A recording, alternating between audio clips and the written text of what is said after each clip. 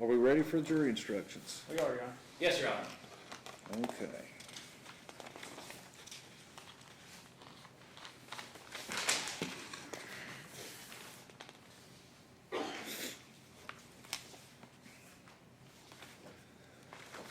All right, jury instructions. Under the evidence presented to you in this case, you may find the defendant not guilty, or you may find the defendant guilty in operating a motor vehicle under the influence of intoxicants. Instruction 1, operating a motor vehicle under the influence of intoxicants. You will find the defendant guilty under this instruction if, and only if, you believe from the evidence beyond the reasonable doubt that in Bell County, Kentucky, on or about the 20th day of February 2018, within 12 months of the defendant's arrest, the defendant was operating or in physical control of a motor vehicle, and that while doing so, the defendant was under the influence of any substance which impairs one's driving ability.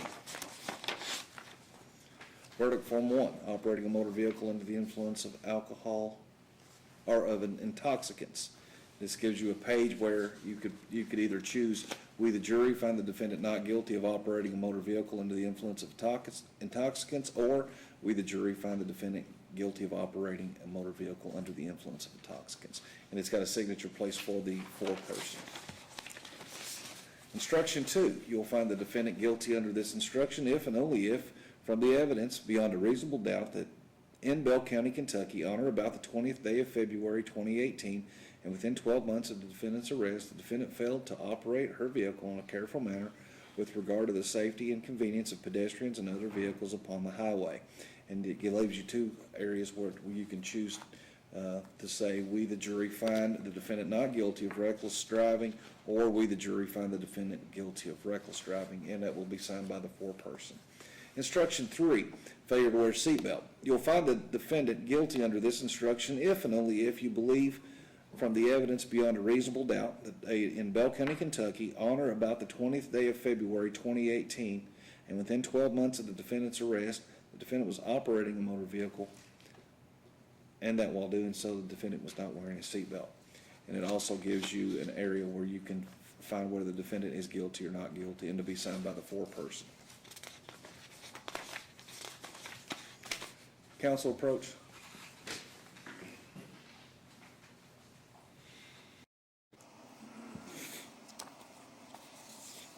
What did we decide on the penalty phase? I believe we already did, Judge, that we can do the penalty phase immediately with... Afterwards, or do you want me to read these? We can read these and then they'll decide everything at once. That way we save some time. That's true. All right with you, Mr. Douglas? All right. Penalty phase instructions. Instruction 1, the verdict of the jury must be unanimous and be signed by one of you as a foreperson, as you may use on the forms provided at the end of these instructions for your verdict. The burden rests entirely upon the prosecution. The burden does not shift to the defense at any point. Instruction 2, operating a motor vehicle under the influence of intoxicants. You shall fix her punishment from one of the following. For the first offense within 10 years from the date of offense, you shall fix her punishment at a fine of not less than $200, not more than $500, and confinement in the county jail for a period of not more than 30 days at your discretion. Instruction 3, reckless driving. You shall fix her punishment at a fine not less than 20 nor more than 100. Instruction 3, failure to wear seatbelt. You shall fix her punishment at a fine not to exceed $25. Verdict Form 2, operating a motor vehicle under the influence of intoxicants. A, having found the defendant guilty of operating a motor vehicle under the influence of substances which may impair one's driving ability. First offense, we the jury find the defendant, and you can place the fine and the sum or the confinement in jail of not more than 30 days, and that will be signed by the foreman of the jury. On reckless driving, the verdict form is also saying if you have found this person guilty, that you would have fixed the fine of the sum of not more than 20 to be signed, or not less than 20, no more than 100, signed by the foreperson. And failure to wear a seatbelt, if you find her guilty, it's not to exceed the sum of $25. Mr. Douglas, are you ready for, oh, I'm sorry. Should be me, Your Honor. Yes, it is. Are you ready, sir? Yes, Your Honor. Come on up. Thank you.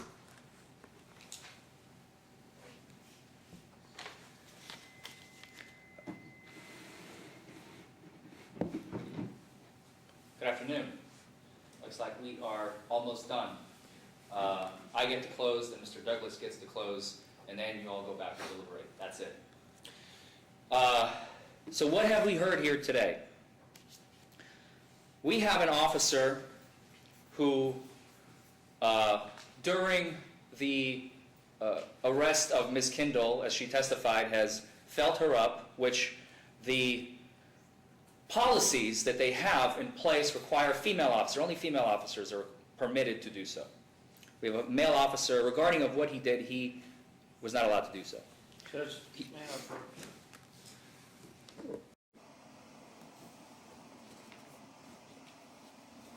that statement be stricken. The judge admonished the jury that is not true. He's produced no evidence the KSP policy is as such. An officer can pat down a female when he's out on a road stop with no prohibition against My statement is not evidence, Your Honor. I'm simply talking about common sense. It doesn't even have to go to the policies. His statement was... But you did state policy. That is correct. My apologies. You're right. May I rephrase? After I admonished that. No problem. Ladies and gentlemen of the jury, I'd like to admonish you at this point that the policy for the state police is not to have a female officer, so that will be stricken from the record. Mr. Forman? Thank you, Judge. It is common sense. She testified to the fact that he never placed handcuffs on her. Therefore, there was no... Was there an arrest? Was there not an arrest? We don't know. There are no handcuffs.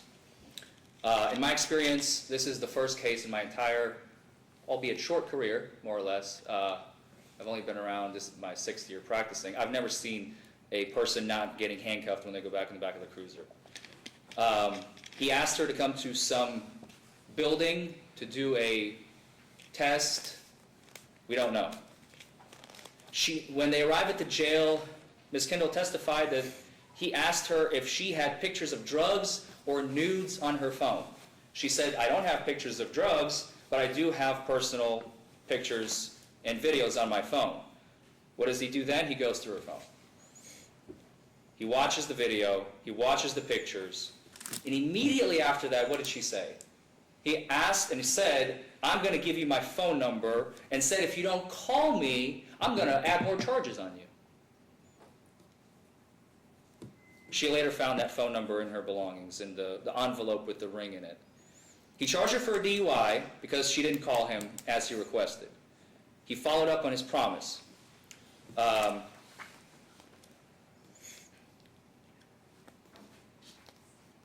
Now, what we don't have here, unfortunately, as I do in some cases, video. And in the majority of cases when it comes to police stops, especially at night, police officers, it's really, really dangerous. And as Officer Brigman, even though he didn't testify to this, we all know, it's common sense. It is dangerous when it's dark out. People have knives, they have needles, they have drugs, they could be packing weaponry of any sort. It is important for the officer to have some sort of backup. What is the backup? It's usually a video. We don't have that here. What happened to it? It was never given to us. Was it destroyed? Was it missing? Did it never exist? We have no idea.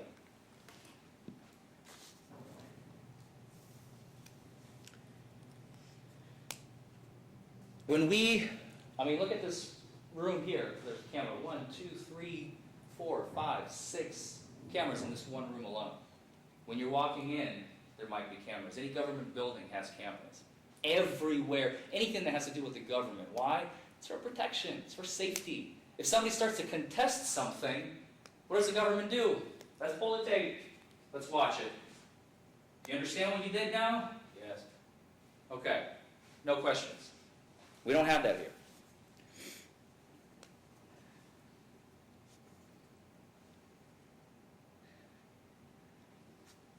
Why did Ms. Kindle refuse?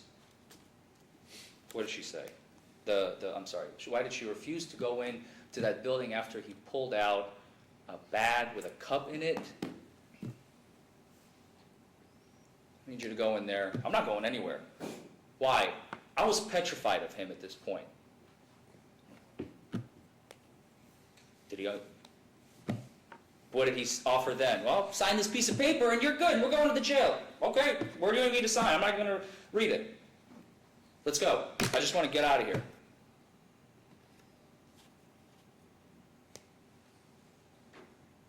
Basically, what I'm getting at here is this is a he said, she said battle, unfortunately, and we don't have anything other than what the officer said and what Ms. Kendall has said, and it's your job. And I noticed I thank you very much. You were very attentive. I noticed how you were paying attention to everything that was coming out because it's important. You want to know what happened. That's what we do. We're creatures of stories. Now you know the story. You know both sides. You know side A and you know side B, and now you decide. And as I alluded to, I will spend 10 seconds on this, I promise. We have no burden at all. If we could have sat there and played cards the whole trial. Any questions, Mr. Forman, of this witness?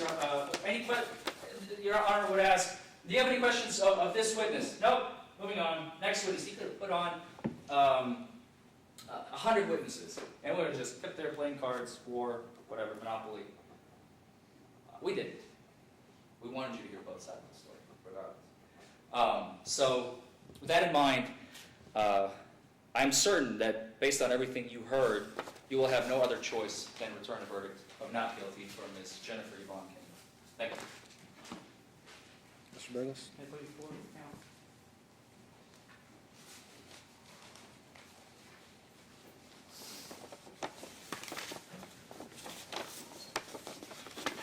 counsel? He said he's not been practicing that long. He's never seen anybody not handcuffed in the back of the car. He's been doing this 10 years.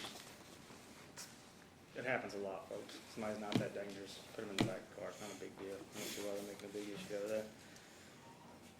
When you don't have a case, what do? You attack the other person. This officer has impeccable credibility. I've been working with him for 10 years. I'm appalled by some of the things that's been alleged here today. It's ridiculous. You know, she's made these statements. She was using methamphetamine. She failed the field sobriety test. You can probably tell my voice is trembling just a little bit right now. I'm pretty upset. You know, I think it's wrong to go after an officer like this in this situation, if that's your entire case. But if that's all you got, it's all you got. You know, so you got to do your job. Counsel made the statement in his closing that the officer withheld these charges, you know, waiting on her to give him a call and get so they could hook up. That's what he's alleging, you know, in read between the lines. I think the court can take judicial notice that the officer's citation was filed on 2/20/18, the date of her arrest. I just looked it up on CourtNet, it's public record.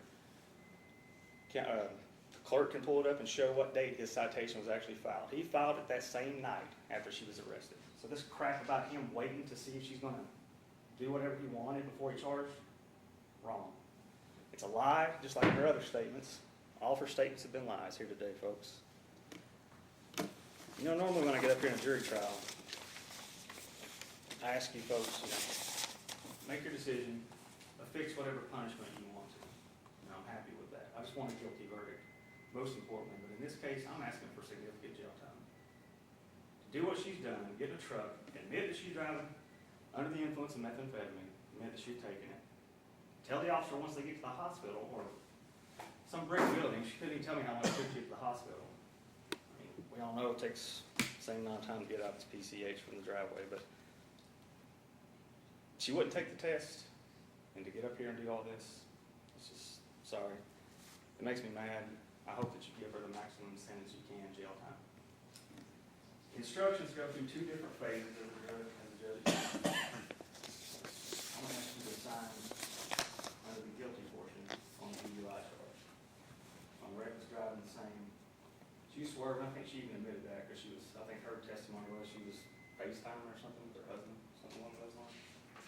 Seatbelt, there's been no evidence to the contrary. The officer testified she wasn't wearing a seatbelt. So get through those sections first. Then you get to the penalty phase. DUI first.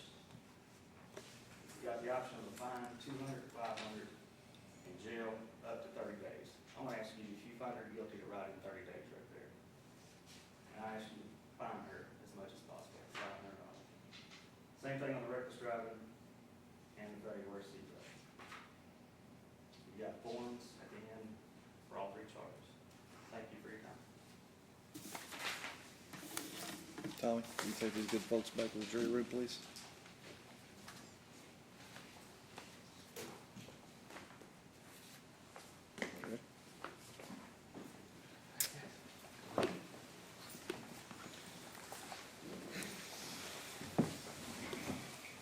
What was your objection? Did you make an objection? Yes, Your Honor, the bailiff has to be sworn in order to make sure that he's not communicating with the jury, and anything that they bring to his attention, he must bring to the court. Okay. We normally do that, but I'm not going to. No offense, I'm sorry. Already been done, but we'll do it again. All right. If you'll raise your right hand, you solemnly swear or affirm that you will not speak to the jury in regards to anything that deals with this trial or any other trial in the past, and that you, what was the other one? If Any anything that questions that brings are his brought to you by the jury, that you bring those to me, so help you God. I do. attention. Thank you, Your Honor, just for protection of the record. I understand, that's fine with me. Tommy, will you go outside and notify the defense counsel?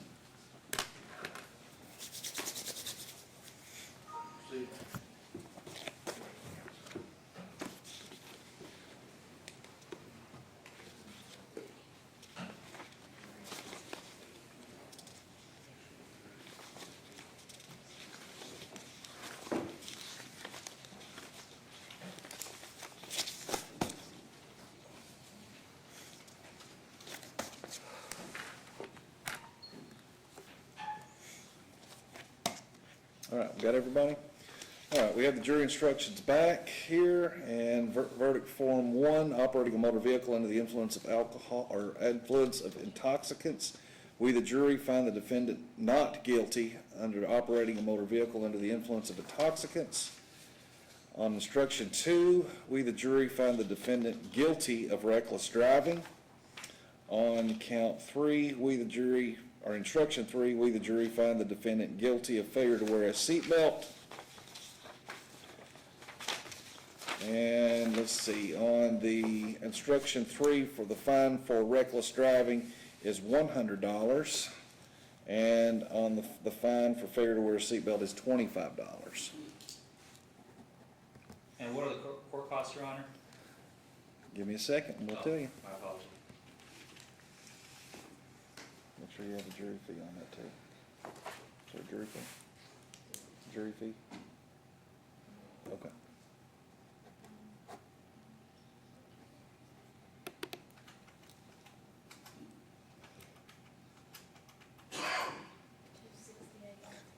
Total comes to $268. First payment will be due by March 1st. Okay, ladies and gentlemen, thank you for your time. Thank you, Your Honor.